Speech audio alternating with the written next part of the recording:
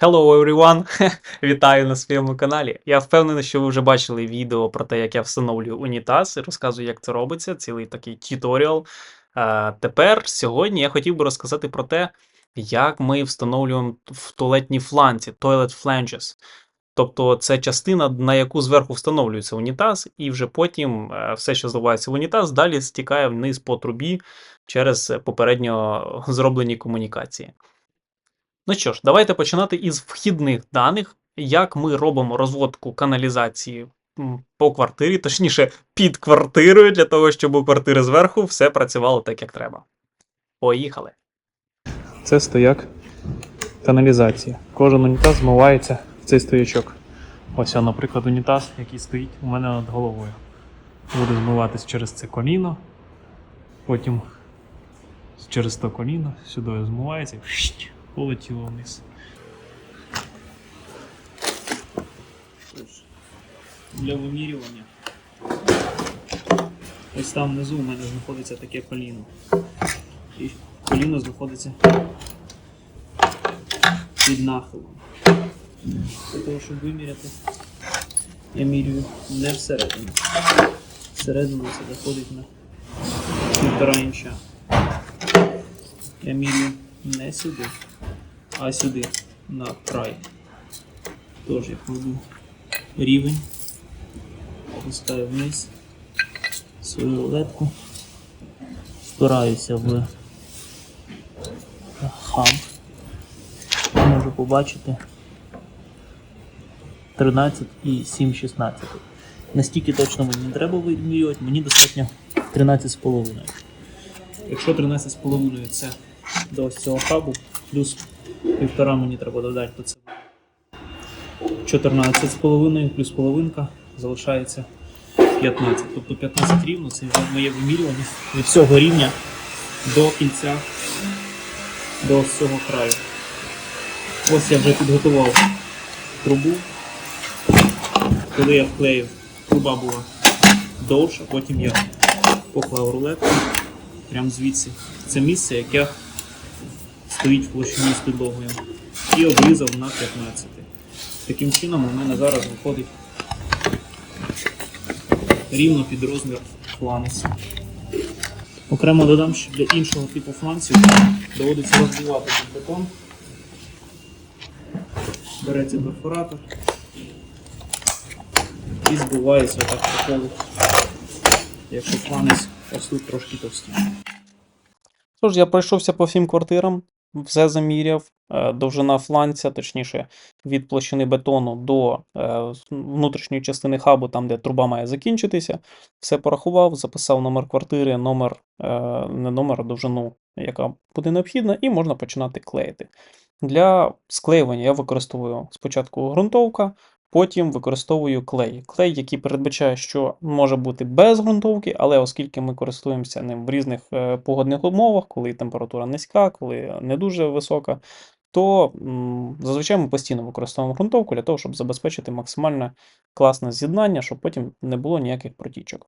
Тож, спочатку я, ясна річ, добре все витираю спеціальним ганчір'ям, тут називається це Rex, потім наношу ґрунтовку, наноситься ґрунтовка спочатку на хаб, після цього наношу ґрунтовку на трубу. Таким чином відбувається склеєння, і після цього я тримаю там, хоча б, наприклад, там, секунд 3, 4, 5, 10, поки воно трошки застигне, в залежності від розміру труби, різну кількість часу треба тримати. Ну, наприклад, оце 3-інчовий, 3-дюймовий toilet flange, і його треба потримати хоча б там 3-4 секунди, щоб воно точно схопилося.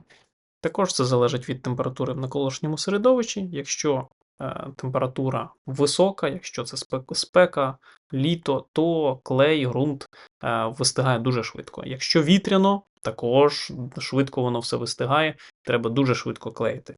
Але якщо вітряно, то клей не схоплюється швидко, але застигає на вітру швидко. Тож треба балансувати, так би мовити, і підлаштовуватись під температуру. Тож, слідуємо всім цим правилам, щоб наші з'єднання були максимально герметичні, щоб не було жодних протікань, щоб нікому на голову нічого ніколи не прокапало і так далі.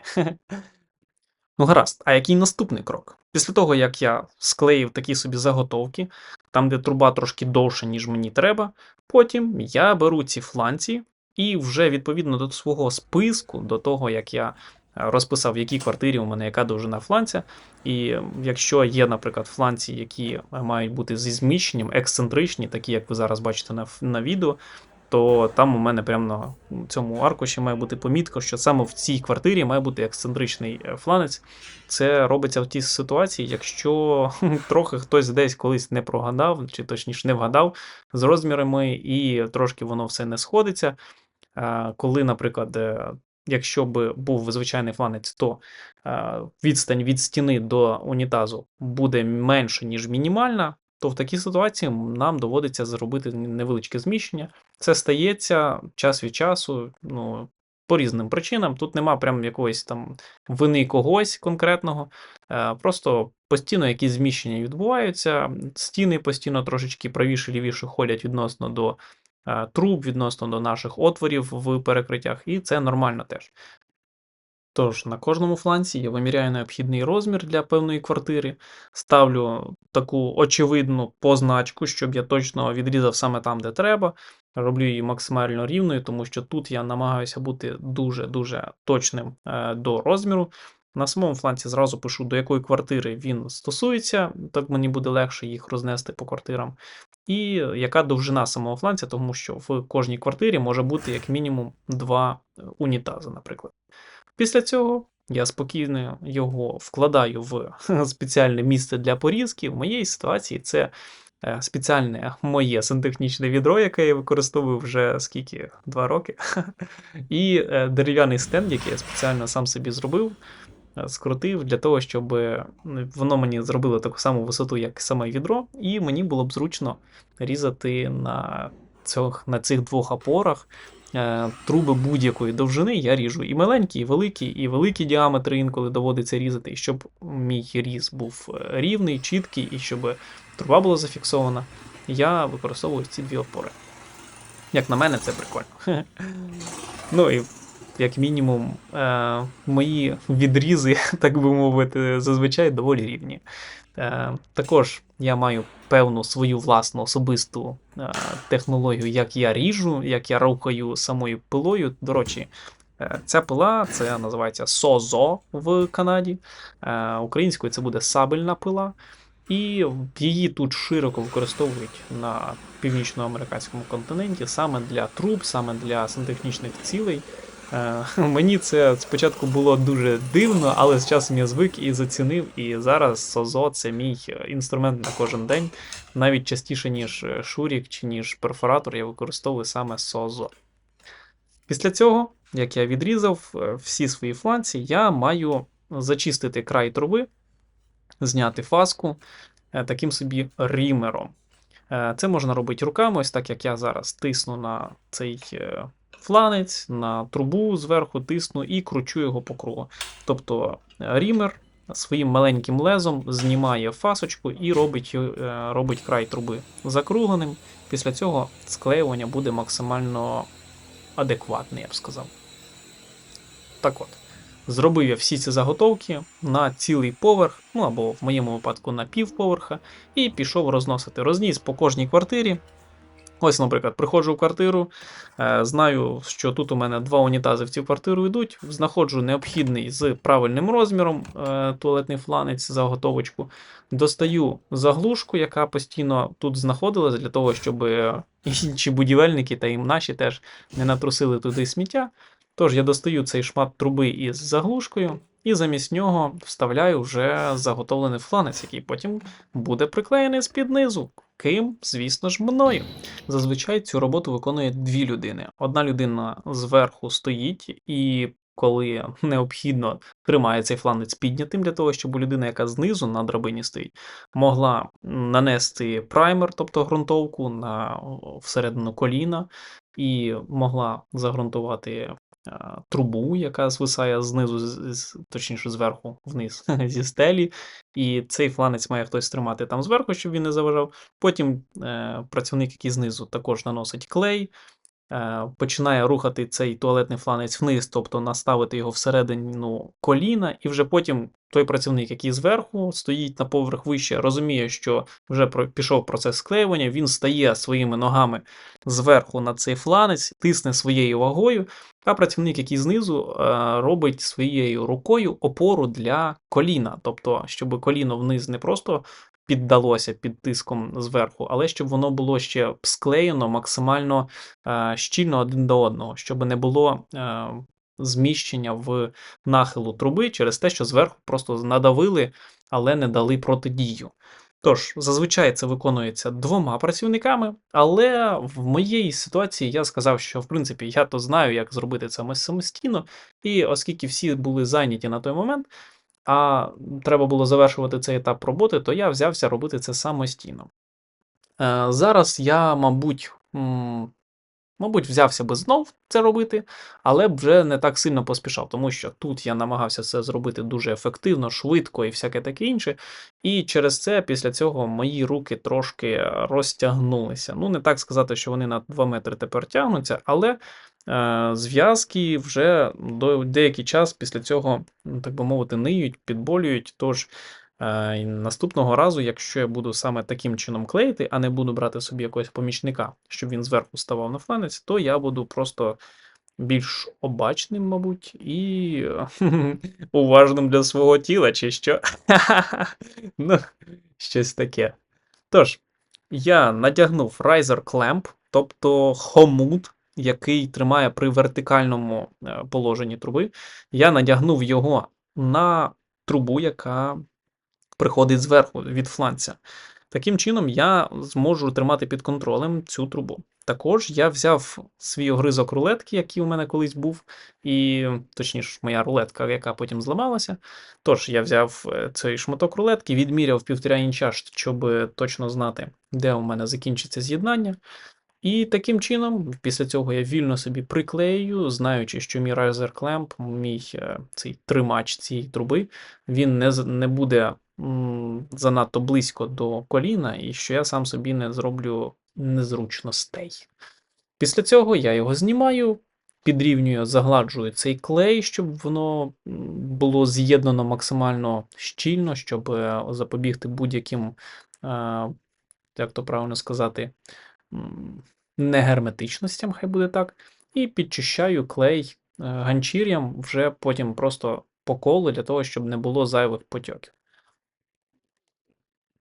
Тепер давайте розповім про ексцентричний фланець. Це фланець, який додає зміщення в якусь із сторін, і в ту сторону, в яку мені потрібно, я його і зміщую. Для цього доведеться трошки підкоцати бетон, що ви бачите зараз на відео. Також, коли я його вже в правильне положення ставлю, то перед тим, як внизу його склеювати, я обов'язково маркером ставлю позначку, в якому положенні має бути труба, коли я її буду склеювати. Тому що якщо я цього не зроблю і в трошки іншому положенні це зроблю і склею, то в мене буде зміщення зовсім не в ту сторону. До речі, насправді з'єднання Toilet Flanges, ці з'єднання там, де туалетний фланець завдяки трубі з'єднується до кута 90 градусів, є доволі проблемним з'єднанням. Не можна сказати, що дуже часто вони течуть, але якщо неправильно виміряти, якщо неправильно відрізати, або неправильно склеїти, або не зачистити трубу з ганчіркою перед тим, як клеїти всередину, або туди натруситься пісок, поки ти будеш туди-сюди совувати той фланець всередині отвору. Коротше, якщо дуже багато якщо, і в результаті час від часу стається таке, що хтось дає на бокопорить, і потім доводиться там півповерху туалетних фланців переробляти, наприклад. Це така собі не дуже весела затія. Я таким вже займався, маю на увазі, ремонтував після інших. Ну, не весела в плані того, що доводиться переробляти і дурну роботу робити, так би мовити, замість того, щоб з першого разу зробити якісно, професійно і з серйозним підходом. Але, ну, що сказати, маємо, що маємо, кожен має свій підхід, маємо в результаті зданий об'єкт, тож все добре, всіх все влаштовує і у всіх є робота. Ну, якось так. Мені більше подобається використовувати прозорий ґрунт, прозору ґрунтовку, праймер. Тому що, як на мене, це виглядає гарніше. Взагалі, так, на загал, то ми зазвичай використовуємо пурпурову ґрунтовку, такого собі блакитно-пурпурового кольору, і тоді набагато легше контролювати, чи було це з'єднання прогрунтовано, наскільки добре воно прогрунтовано, але це знову ж таки залежить від того, наскільки людина, так би мовити, вимоглива до сама себе, і наскільки вона контролює сама власний процес, як вона це робить. Тож, ось тут, наприклад, я, маючи не пурпурову, а звичайно прозору ґрунтовку, сам контролюю, наскільки я буду покривати, і якщо я можу це гарантувати, то чому б мені не використовувати прозорий ґрунт, який не залишає якихось слідів, потьоків, і потім виглядає це все значно гарніше. Але якщо б комусь іншому я довіряв цю роботу, то, мабуть, я би сказав, хай користується пурпуровим. Ну, приблизно так. Тож підчищаю шов своїм пальцем в рукавиці, ясна річ. Потім зайвий клей стираю ганчір'ям, рекс так званим. І все. Після цього цей туалетний фланець може бути протестованим через 12-24 години. Ну, хоча б 1-12 треба, щоб він точно постояв. Ну, звісно, якби я не розповів вам про варіант, як приклеїти туалетний фланець, знаходячись на поверх зверху, це було б трошки неповноцінне відео. Тож, тримайте. Для того, щоб зробити його саме таким чином, спочатку, звісно, я йду наверх, вимірюю довжину труби, яка має бути від фланця до коліна 90 градусів, так само, як я до цього вам показував. Підрізаю під правильний розмір свій туалетний фланець, а потім беру з собою праймер, клей, одягаю намордник, тобто хімічну маску, яку я використовую, щоб дія цих праймерів, цих випарів від клею, які є насправді доволі потужними, щоб на мене вони менше впливали. Це все беру, вдягаю і йду наверх. Обов'язково на коліннички, тому що доводиться на підлозі вовтузитися на цих камінючках, на бетоні, що не є прям дуже такого в насолоду, але з іншої сторони, якщо порівнювати між тим, щоб на драбині танцювати, клеючи ці туалети фланці, і на колінах, то я би сказав, що це доволі конкурентний спосіб і має право на існування.